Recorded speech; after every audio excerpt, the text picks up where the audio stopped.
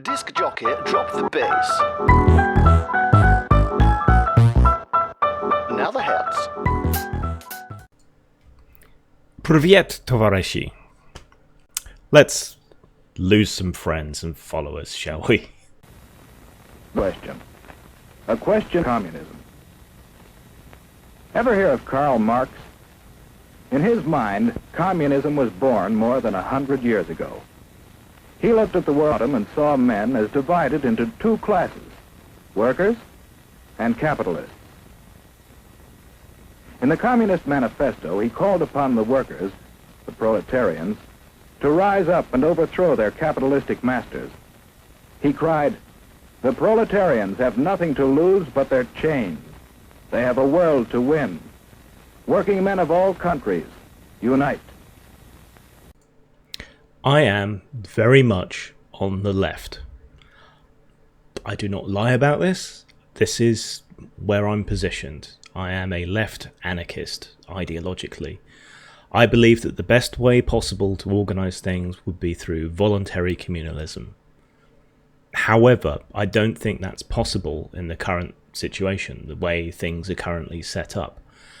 I think we would need to move to a post-scarcity society in order to remotely achieve that. Where I also part company with many on the left is that I do not believe that human nature is fundamentally good and is corrupted by outside influences. I think people exist along the spectrum, and we know that about 1 in 100 people, disproportionately present amongst corporate CEOs, are, in layman's terms, psychopaths and sociopaths. That's always going to need to be dealt with in some manner, and that has knock-on effects for any ideology. So my ideology is a utopian vision that I recognise as being unachievable, but that doesn't mean you can't work towards it. Pragmatically, I'm a socialist. I see the benefit in working together on big problems, in public money, in working as a community towards things, and I don't see that as bad. But a socialist doesn't mean the same thing as communist, and communist doesn't mean the same thing as dictatorship. As a socialist, I recognise that the best way to do things is probably a mixed economy. Now, despite being on the left, I am also very much part of the Anti-SJW movement. Where I seem to differ from a lot of people, but not that many necessarily, is that my objections to social justice warriors and the overreach of feminism stem from my left liberal philosophy, from left liberal philosophy in general. I see the current SJW movement as not really being particularly leftist at all, if you have any understanding of left-wing philosophy. Indeed, they seem to have betrayed those principles. They seem to be part of this phenomenon that we've had throughout history, where you have these left-wing liberal revolutions and pushes and changes and progress in society, and then they get betrayed from people within.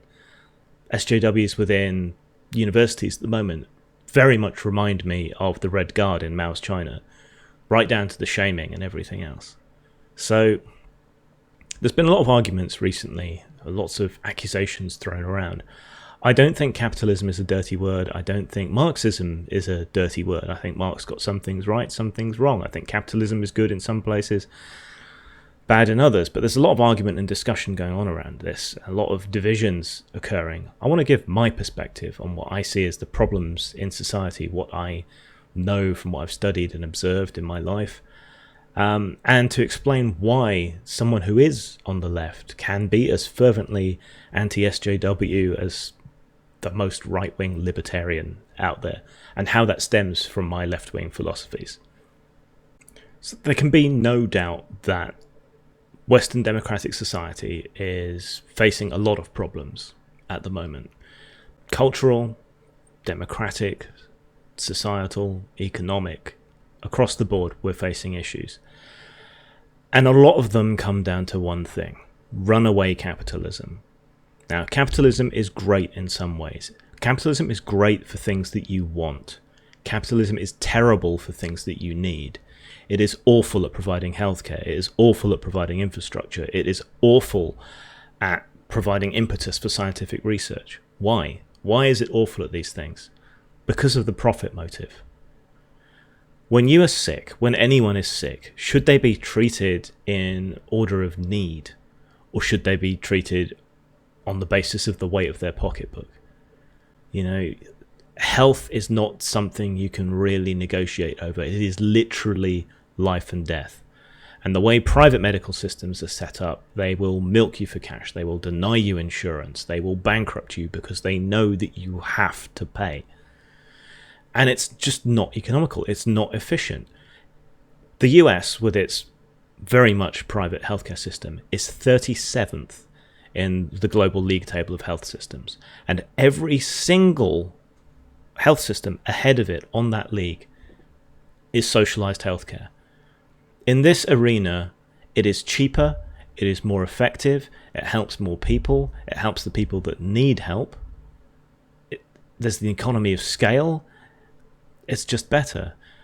Infrastructure, you know, these things add to the economy. You know, everyone benefits from them. It builds the country up. But private enterprise is terrible at long-term considerations. Democratic governments aren't that great either because they're only looking towards the next election and no further than that. But they're better than private enterprise. You know, these are weaknesses in our systems, this lack of long-term thinking. And when your only goal is the bottom line, when your only goal is profit, that is intensely distorting. That's how cigarette companies fought tooth and nail against medical provisions and constrictions and so on for so long, because they couldn't see past profit. And this same thing is distorting issues like climate change. Right? Companies, fuel-producing companies, they don't want to acknowledge that this is an issue, so they will fight it at every step. Bad science, funding bad research, bribing people effectively to lie. And the consequences of that are huge, enormous. Yeah, and they won't fund scientific research where there's not a profit. Well, there often isn't a direct profit in knowledge, but even something like NASA produces huge benefits for society, monetary and in other ways, though we shouldn't be arguing monetary because that's seeding the ground. But people present it as a waste. It's not. Spin-offs, knowledge, these all enrich and empower human civilization, let alone the people actually flinging the rockets into the air. So we have this problem. People want to privatize everything. Companies want profit from everything. Companies are collective entities that have no individual mind, and they're basically not human because all they care about is profit. Humans care about other things. You know, we care about each other. The goal of medicine is not to make money, it's to make people well, and that we benefit from that through people being able to stay at work longer, not malingering, all the rest of it, the societal benefits we get from old people staying fit and well and healthy to provide free childcare for their children and so on. These things aren't necessarily quantifiable, but they're there. And you have to ask yourself, if I was in that situation, if I was bankrupt, had no money, and I got ill, would I want help? You know, the golden rule far predates Christianity, but it's applicable. How would I want to be treated? And if you say, well, no, just drag me outside and leave me to die, I think you're lying. I'm sorry, no matter how ideological you are. So the problems we face are money in many ways. Throughout history, probably since the Magna Carta onward, through the English Civil War, through the American Civil War, right up virtually to the modern age, we managed to wrest control back from government. We got government to guarantee our rights in the West. We got them enshrined in law, in constitutions, and treaties and agreements, in UN charters, and in the EU and everywhere else. But things have moved on since then. The people we need our rights protected from now are companies. The governments used to act to protect our rights from companies. There's all kinds of acts against dumping toxic waste and all the rest of it. But now, as I keep banging on about, communication is privately owned. The public square is now privately owned.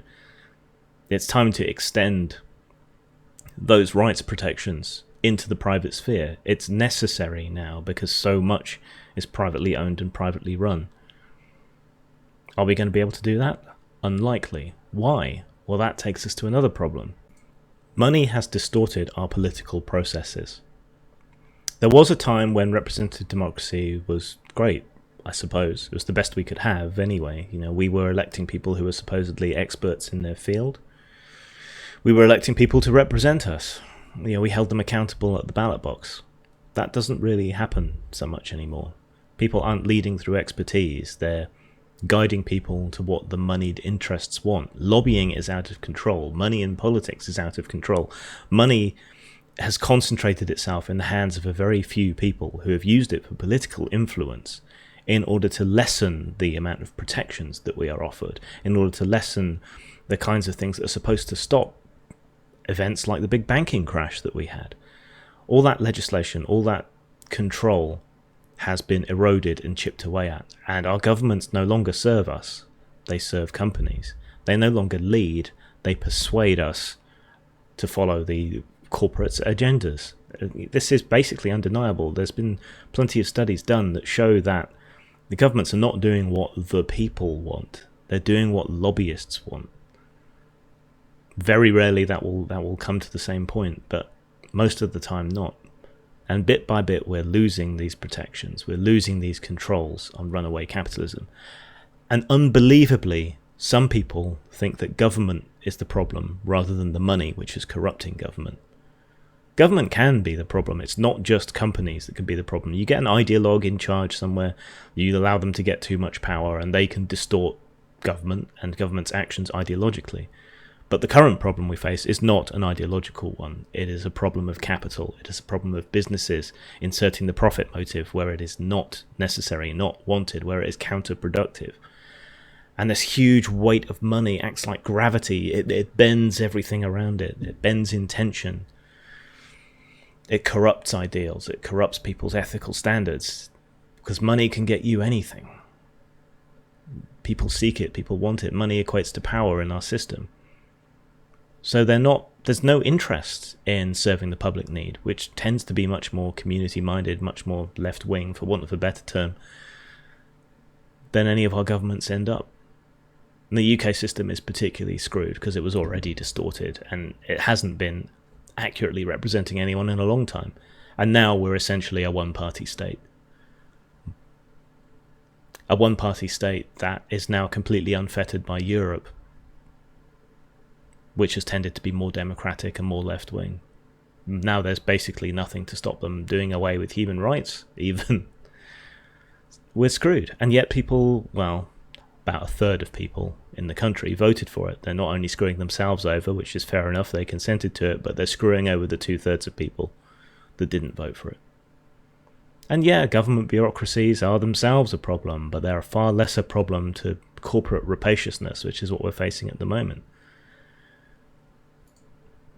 The price of freedom is eternal vigilance. That's attributed to Jefferson, though there's some confusion over it. But that's not that difficult a principle to Trotsky's idea of permanent revolution, which is the idea that you continue the struggle constantly. You have to continue to fight for freedom, for rights.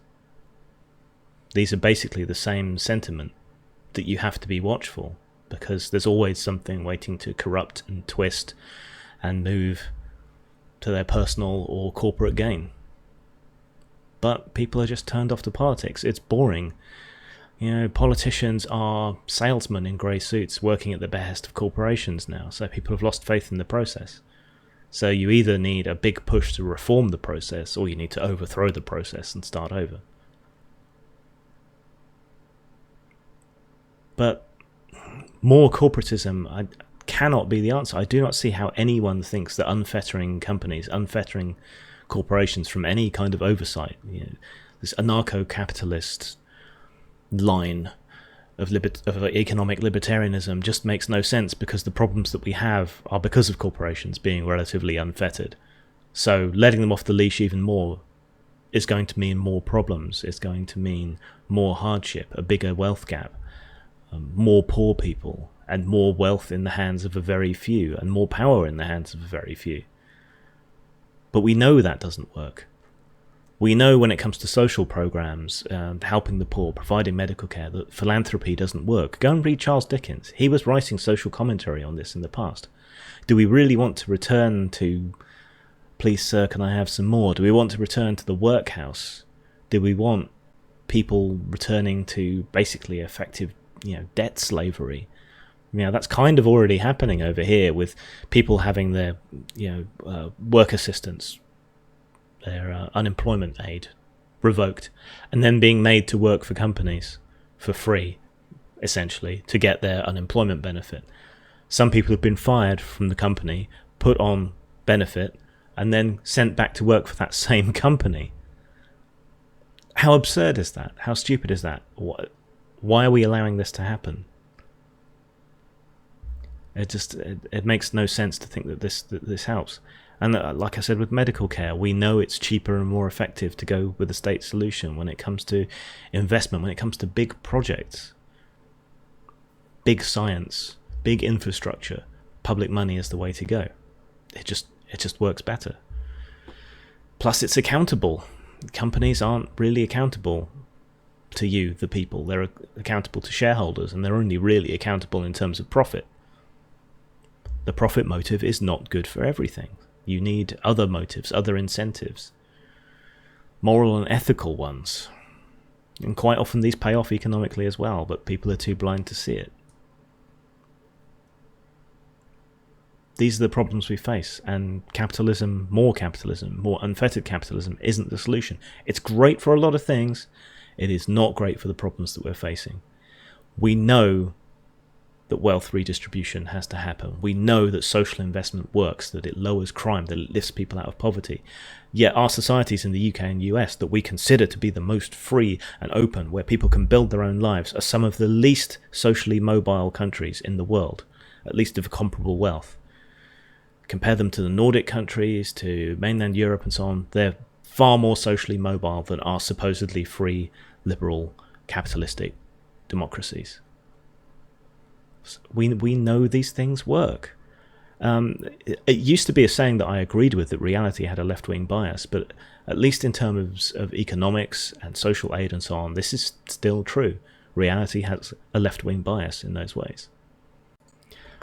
So if I am this colossal lefty who believes in public finance and socialized healthcare and socialized investment in infrastructure and all the rest of it, how is it that I can be anti-social justice warrior? Because they are a betrayal of left-wing values. I'm against them because they are a betrayal of these left-wing values.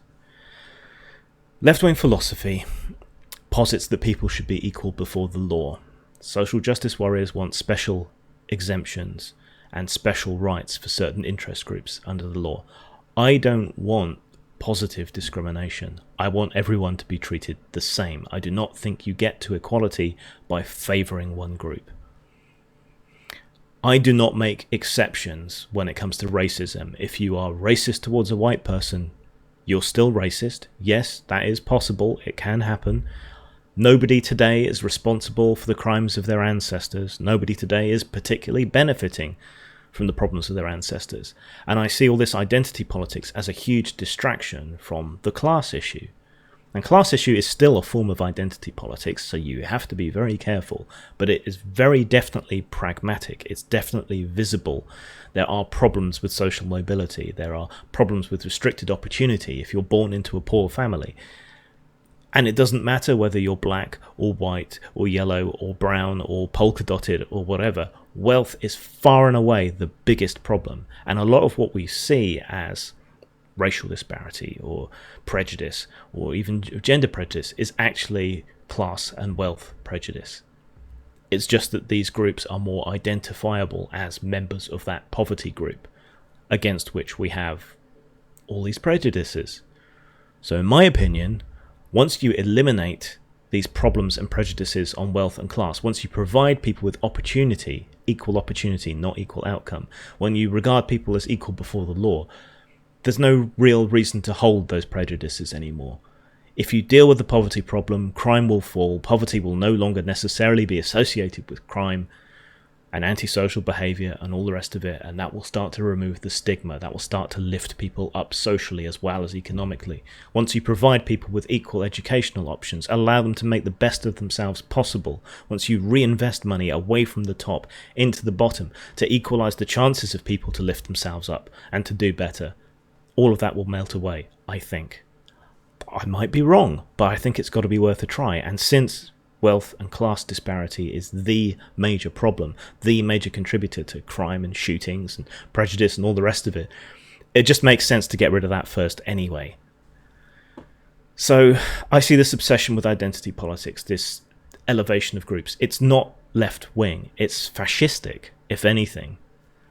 If you look at the Nazis, one of their main target groups was the Jews, but they did not necessarily present the Jews as lesser in all their propaganda. They presented them as more than everyone else, that they had unjustly and unjustifiably taken control of media, finance, whatever else you care to mention. In many ways, they treated the Jewish people as though they were undeserving betters, but on a racial basis. And you can see echoes of that fascistic thinking in the way current wave feminism treats men. You can see echoes of that fascistic thinking in the way a lot of this SJW politics treats white people or heterosexual people or whoever else. It treats them as this kind of superior controlling force over society, which is, and I hate to use an ad Hitlerum, but it's exactly the way the Nazis viewed the Jews. And that didn't end up too well for the Jews, did it? It is racist, it is sexist, it is heterophobic, cisphobic, for want of a better word. They seem to want to set up these supposedly marginalized groups as being elevated, as being better, whereas I would say we have to treat them the same as everybody else. For some reason, that's terrible. For some reason, they want to make excuses that you can't be sexist to men, you can't be racist to white people, you can't be irrationally afraid of heterosexuals, or whatever else it might be. They want to make excuses for it. So that's one big reason I'm against these people. They're also trying to control and propagandize. I believe that good ideas, and I happen to think they're my ideas, I happen to think that they will win out in a fair debate. I think they will win out if we examine them scientifically, if we examine them rationally and logically, if we look at what happens when we apply these ideas. And like I've referenced, we know that if you invest socially, crime goes down, social mobility goes up, all kinds of problems are fixed if you redistribute wealth and you provide people opportunity. That's proven and understood. I believe it to be proven and understood that social medicine is better. I believe it to be proven and understood that public investment in infrastructure works better than private investment in infrastructure. Yes, you might get roads, but they'll be toll roads and they'll be made as cheaply as possible. Yeah, these are problems. And I see the supposed left, this social justice left, constricting free speech and not allowing that free marketplace of ideas, as though they're afraid. I think my ideas can win in a fair fight. I think the truth can win in a fair fight. They don't seem to be willing to allow for that. They don't seem to be willing to allow other ideas to be expressed. Even ideas I fundamentally disagree with, like racism, I think are better out in the open, where you can fight them and you can talk about them and you can lambast and ridicule them when they're held by other people. I think free speech is basically non-negotiable, and I think we need to protect it even in the private sphere.